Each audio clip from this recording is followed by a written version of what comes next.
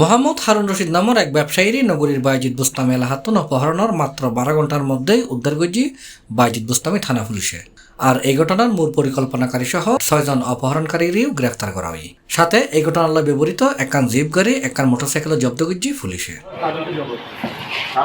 পুলিশে জানাই গত নভেম্বরের 26 তারিখ রাত আনুমানিক 8টার দিকে হারুন রশিদুরি বাইজিদ বুস্তামি থানার মাইসফার আলাহাতুন আনোয়ারুল আজিম পেট্রোল পাম্পের সামনতুন একখান রূপালী রঙের প্রাইভেট কারত করে 8-9 জন ব্যক্তি অপহরণ করে লই যায়। পরবর্তীতে হারুন রশিদুর মোবাইলত ফোন করে তার বউর হাতে 4 লাখ টাকা মুক্তিপণ দাবি করছি অপহরণকারী হলে।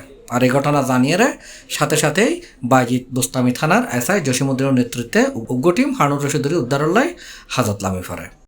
অবশেষে অভিযানের এক পর্যায়ে নভেম্বরের 27 তারিখ সকাল আনুমানিক 11:15টার দিকে চট্টগ্রাম রাউজান থানার হলুদিয়া ইউনিয়নের রহমানিয়া মাদ্রাসার ফাঁসাত্তন ব্যক্তি মোহাম্মদ হারুন রশিদুর উদ্ধার করছি বাইজিদ বুস্তামি থানা পুলিশে।